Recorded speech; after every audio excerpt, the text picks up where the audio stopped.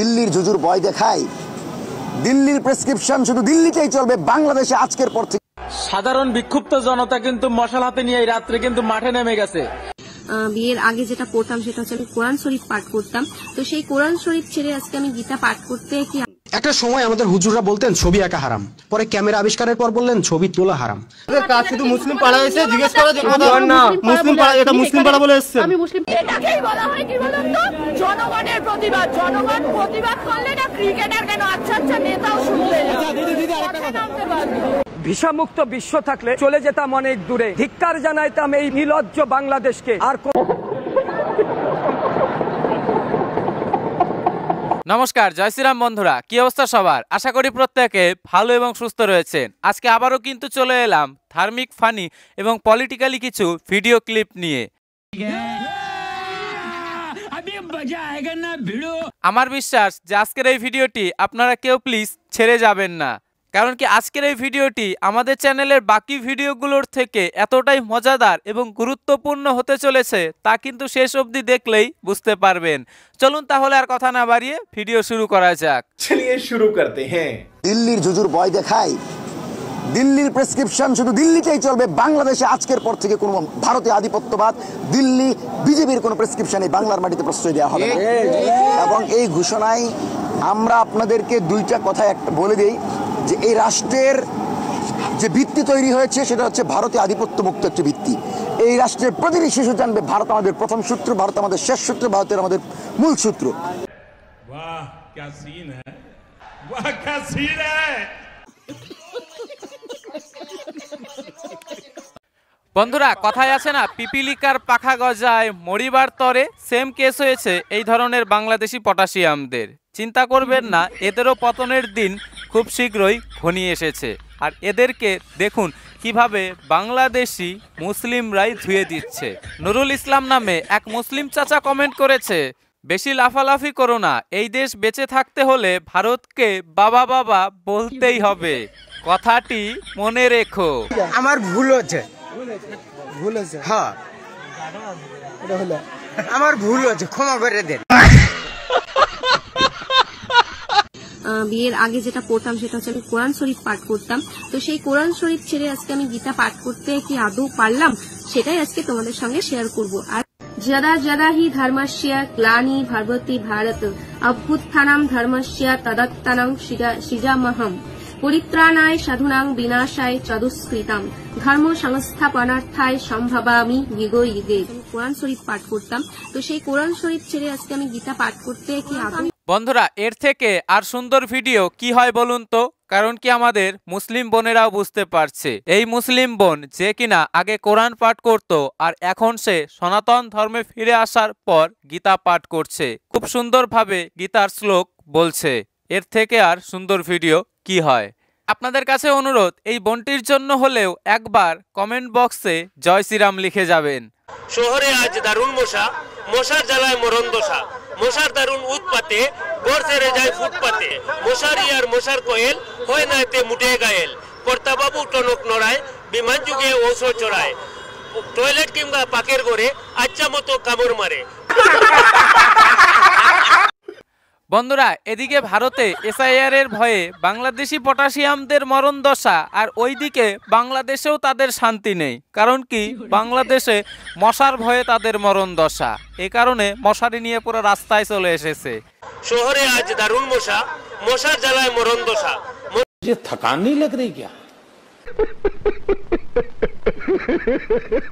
স্ত্রীর নিচের ঠোঁটে যদি কোনো স্বামী বিসমিল্লাহ বলে চুমো দেয়, মিশকাতুল মাসাবির হাদিসে আছে, আল্লাহ খুশি হইয়া একটা কবুল উমরা হজের সওয়াব আমলনামায় দিয়া দেয়। বেশি বেশি করে স্ত্রীর নিচের ঠোঁটে চুমা দিবেন। বুড়া দাদু যারা আছেন, বউ থাকে এক ঘরে, দাদু থাকে আর এক ঘরে, আজকে গিয়ে শ্বাস দিবেন। রুকো যারা, সবর করো।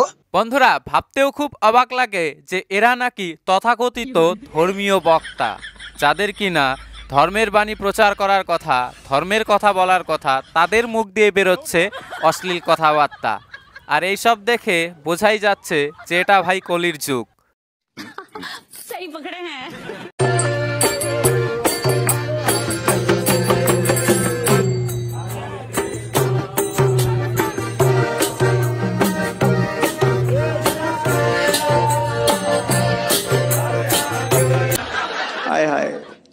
इतना सुकून। বন্ধুরা, এটাই হচ্ছে বাইরের দেশগুলো এবং আমাদের ভারত এবং বাংলাদেশের মধ্যে পার্থক্য, যেখানে কিনা ভারতে হিন্দুদের সাথে যদি কোনো মুসলিম মেয়ে এইভাবে নৃত্য করত, কৃষ্ণ নামে মেতে উঠত, তাহলে এতক্ষণে হাঙ্গামা লেগে যেত।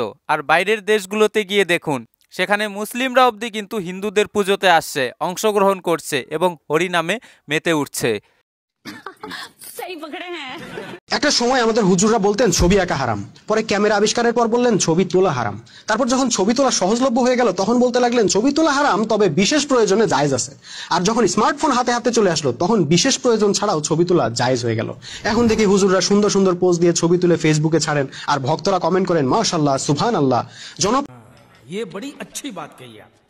বন্ধুরা, হুজুররা যদি নিজেদের মন মর্জি মতো ফতোয়া দেয়, মানে আগে যেটা হারাম ছিল এখন সেটাকে হালাল বানিয়ে ফেলে, আগে যেটা অবৈধ ছিল সেটাকে এখন বৈধ বানিয়ে ফেলে, তাহলে তো এই রকম হবে। এবং এই মুসলিম ব্যক্তিকে আমার স্যালুট, কারণ যিনি কিনা সত্যটাকে সামনে তুলে আনার সাহস করতে পেরেছেন, হুজুরদের ভণ্ডামি ফাঁস করতে পেরেছেন। এই সব হচ্ছে হুজুরদের কেবলমাত্র বিজনেস। যারা কিনা টিভি, মোবাইল এইগুলোকে প্রথম হারাম বলেছিল, আর এখন সেইগুলো তাদের প্রয়োজনীয় জিনিস হয়ে গিয়েছে জন্য সেইগুলো এখন চলে, ভাই চলে। আপনি কত বছর আছেন এখানে? কি কত বছর আছে? জন্ম থেকে এখানটা, আবার বছর কি আমরা কি উড়ে এসেছি? আপনাদের কাজ শুধু মুসলিম পাড়া এসে জিজ্ঞেস করা যে কথা না, মুসলিম পাড়া, এটা মুসলিম পাড়া বলে এসেছেন। আমি মুসলিম পাড়া, আপনাদের কাজ হলো মুসলিম পাড়াটা কোথায় বাংলাদেশে আছে? প্রমাণ দেখান, আপনি প্রমাণ দেখান কোথায় বাংলাদেশে আছে। কোথায় বাংলাদেশে অনেক লোক খাওয়া হচ্ছে, তার জন্য আমি খবর করতে এসেছি। আপনি যেমন অভিযোগ এসেছে অভিযোগের ভিত্তিতে। বন্ধুরা, সময় থাকতে যদি জঙ্গল পরিষ্কার করা না হয় তাহলে সেই জঙ্গলে কিন্তু পোকামাকড় থাকার ভয় থাকে। আর সেম কেস হয়েছে আমাদের ভারতে। আমাদের ভারতে সময় থাকতে যদি আমাদের ভারত থেকেও অবৈধ বাংলাদেশিদেরকে বিদায় না করা যায় না, তাহলে এই ধরনের হামলাগুলোই হবে রিপোর্টারদের ওপর, এই ধরনের হামলাগুলোই হবে আপনার আমার মতো হিন্দুদের ওপর। এ কারণে সময় থাকতে জঙ্গল সাফ করে দেওয়াই মঙ্গল। সাধারণ বিক্ষুব্ধ জনতা কিন্তু মশাল হাতে নিয়ে এই রাত্রে কিন্তু মাঠে নেমে গেছে। তারা স্লোগান দিতেছে মা মাটি মহনা, বিদেশিদেরকে দিব না। এখনো রুখে দেওয়ার সময় গেলে সাধন হবে না। তারা বলতেছে ডক্টর ইউনূস বিদেশিদের সাথে চুক্তি করে বন্দর লিখে দিয়েছে, না জানি ভেতরে ভেতরে আরো কত কিছু চুক্তি করেছে। তাই সারা বাংলার মানুষ একাও ইউনূসকে প্রতিহত করো, এরকম স্লোগান দিচ্ছে বিক্ষুব্ধ জনতা।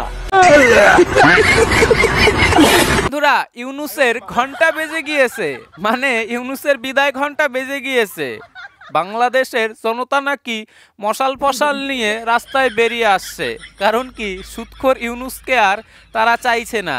বাংলাদেশের জনগণ বুঝে গিয়েছে যে 1-1.5 বছর হয়ে যাওয়ার পরও যখন ইউনূস বাংলাদেশে নির্বাচন দিচ্ছে না, তার মানে ইউনূস তো বাংলাদেশকে বিক্রি করার প্ল্যানেই আছে। এ কারণে বাংলাদেশের জনগণও কিন্তু রাস্তায় নেমে পড়েছে। তো যাই হোক বন্ধুরা, আজকের এই ভিডিওটা এখানেই শেষ করছি, এবং আজকের এই ভিডিওটি সম্পর্কে আপনাদের নিজস্ব কি মতামত তা অবশ্যই কমেন্ট করে জানাতে ভুলবেন না। এবং আপনাদের মধ্যে অনেকেই আছেন যারা কিন্তু এখনো আমাদের চ্যানেলটিকে সাবস্ক্রাইব করেননি, অনুরোধ থাকবে প্লিজ চ্যানেলটিকে সাবস্ক্রাইব করে আমাদের পাশেই থাকবেন। ধন্যবাদ, ভালো থাকবেন, সুস্থ থাকবেন।